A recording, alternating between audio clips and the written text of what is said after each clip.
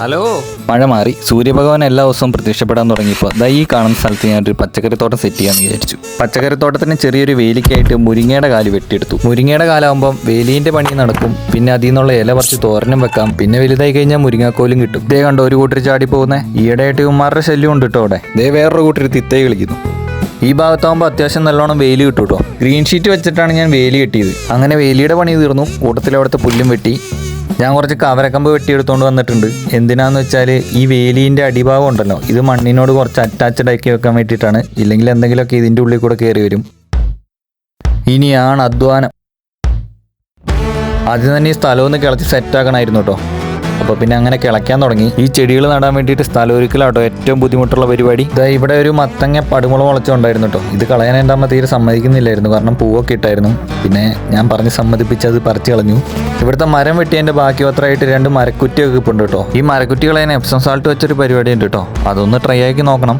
ഞാനിതിൽ വേലി കെട്ടി വന്നപ്പോൾ ഈ സപ്പോർട്ട് ഇതിൻ്റെ ഉള്ളിലായി പോയി. അതങ്ങനെ തന്നെ നിർത്തി. കായൊക്കെ പിടിച്ചിട്ടുണ്ട്. പിന്നെ ഈ മധുരച്ചേരി ഇതിൻ്റെ ഉള്ളിൽ തന്നെ ഉണ്ടായിരുന്നു കേട്ടോ. കിളക്കുന്നതിനിടയിൽ ആവശ്യത്തിന് മിത്രങ്ങളെ കാണാൻ പറ്റിയിട്ടോ.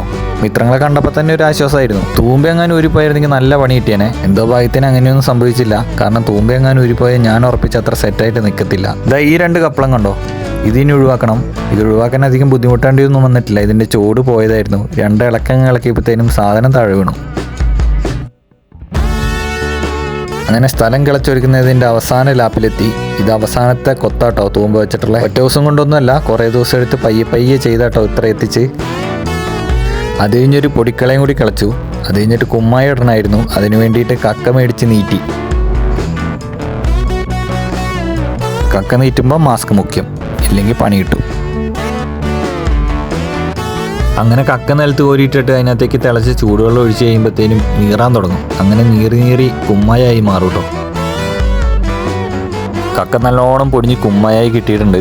ഇതിന് നമുക്ക് പറമ്പിലേക്ക് കൊണ്ടിടാം. മണ്ണിൻ്റെ അസിഡിറ്റി മാറാനാട്ടോ നമ്മൾ കുമ്മായി ഇടുന്നത്. അപ്പോൾ കുമ്മായി ഇട്ടതിന് ശേഷം ഒരു 5-6 ദിവസം അങ്ങനെ കിടന്നു. അങ്ങനെ ആ പരിപാടി നമ്മൾ വിജയകരമായി കംപ്ലീറ്റ് ആക്കിയിരിക്കുകയാണ് സുഹൃത്തുക്കളെ.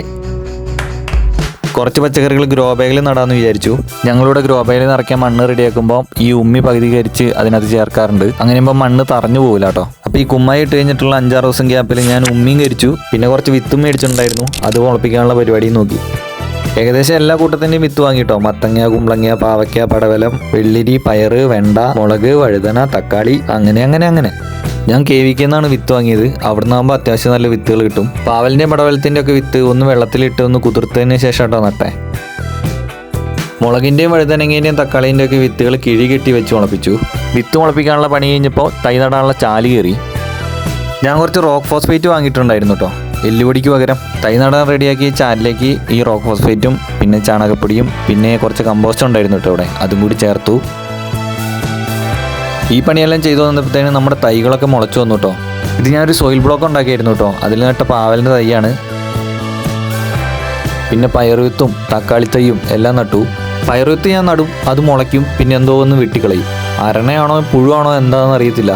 അതുകൊണ്ട് പോയതിലൊക്കെ പിന്നെയും നട്ടു കേട്ടോ പയറിൻ്റെ വിത്തൊക്കെ നട്ടതിന് ശേഷം ഞാൻ എന്നും പോയി നോക്കുമായിരുന്നു കേട്ടോ മുളച്ചോന്ന്. ചിലതൊന്നും മുളയ്ക്കൂല, ചിലതൊക്കെ മണ്ണിൽ നിന്ന് തന്നെ എന്തെങ്കിലുമൊക്കെ തിന്നു കളയും. അങ്ങനെയാകുമ്പോൾ പിന്നെ വീണ്ടും നടും. ഞാൻ ഇതുവരെ എൻ്റെ ലൈഫിൽ ക്യാബേജിൻ്റെ വിത്ത് ഇട്ട് മുളപ്പിച്ചിട്ടില്ല കേട്ടോ. അതുകൊണ്ട് തന്നെ എൻ്റെ വിത്ത് വാങ്ങിക്കഴിഞ്ഞ് നട്ടപ്പോൾ ഞാൻ ഭയങ്കര എക്സൈറ്റഡ് ആയിരുന്നു. എല്ലാം ഒന്നുമില്ലെങ്കിലും കുറച്ചൊക്കെ മുളച്ചു. ഇക്കൂട്ടത്തിൽ ചുവന്ന ക്യാബേജിൻ്റെ വിത്തും ഉണ്ടായിരുന്നു. അത് മുളച്ച് കിട്ടിയപ്പോഴാട്ടോ എനിക്ക് ഏറ്റവും സന്തോഷമായി. നല്ല രസമായിരുന്നു അത് മുളച്ച് വരുന്ന കാണാൻ തന്നെ. ഈ ക്യാബേജിൻ്റെ വിത്തൊന്നും വാങ്ങി നട്ടാൽ മുളയ്ക്കൂല എന്നാണ് ഞാൻ വിചാരിച്ചുകൊണ്ടിരുന്നത്. പക്ഷെ അങ്ങനെയല്ല, മുളച്ച് കിട്ടി. അങ്ങനെ അത് മണ്ണിലേക്ക് വെച്ചിട്ടുള്ള അവസ്ഥയാണിത്. ഇത് ബ്രോക്കോളിൻ്റെ തൈയാണ്. ഇത് ഞാൻ പുറത്തുനിന്ന് വാങ്ങിയതാണ്. കൂടാതെ ഈ ലെറ്റ്യൂസിൻ്റെയും. പയറാട്ടോ ഏറ്റവും കൂടുതൽ വളർന്നെത്തിയത്. അതിന് ഞാൻ വള്ളിയും കിട്ടി. പിന്നെ വള്ളിയെല്ലാം വീശി തുടങ്ങിയായിരുന്നു പയറ്. അതെല്ലാം വള്ളിയിലൊക്കെ കയറ്റി വിട്ടു. ഇത് കണ്ടോ, ഇത് ക്യാരറ്റിൻ്റെ വിത്താട്ടോ. ഇത് മുളയ്ക്കൂല എന്നാണ് ഞാൻ വിചാരിച്ചത്. ആദ്യമൊന്നും നട്ടത് മുളച്ചില്ലായിരുന്നു, പിന്നെ വളർന്നു വന്നതാണിത്. കൂടെ ഈ ബീട്രൂട്ടിൻ്റെ വിത്തുകളും ഉണ്ട്, അതും മുളച്ച് വരുന്നുണ്ട്. മുളകും വെണ്ടയും തക്കാളിയൊക്കെ അത്യാവശ്യം നല്ല കരുത്തോടെ തന്നെ വളർന്നു വരുന്നുണ്ട്. പാവലിനും പടവലത്തിനും ഞാൻ പന്തലിട്ട് കൊടുത്തു കേട്ടോ. പൂവൊക്കെ ആയി തുടങ്ങി. കുറ്റിയമരേൻ്റെ വിത്തുകൾ നട്ടതിൽ ആകെ നന്നായി കിട്ടിയത് ഈ ഒരെണ്ണാട്ടോ. മുള്ളം വെള്ളിരി നട്ടതൊക്കെ പൂവിട്ടു, വെള്ളിരിയായി തുടങ്ങി. ചോളം നട്ടിരുന്നു, അത് വളർന്നു വരുന്നുണ്ട്. ചീരയുണ്ട്, ഒരു വാഴേൻ്റെ തൈ വെച്ചിട്ടുണ്ട്, ചതുരപ്പയറുണ്ട്, പിന്നെ മത്തങ്ങ ഇട്ടതിൽ മത്തങ്ങയൊക്കെ ആയി തുടങ്ങി. അപ്പോൾ ഇതൊക്കെയാണ് ഇതുവരെയുള്ള വിശേഷങ്ങൾ. ബാക്കി വിശേഷങ്ങൾ വഴിയേ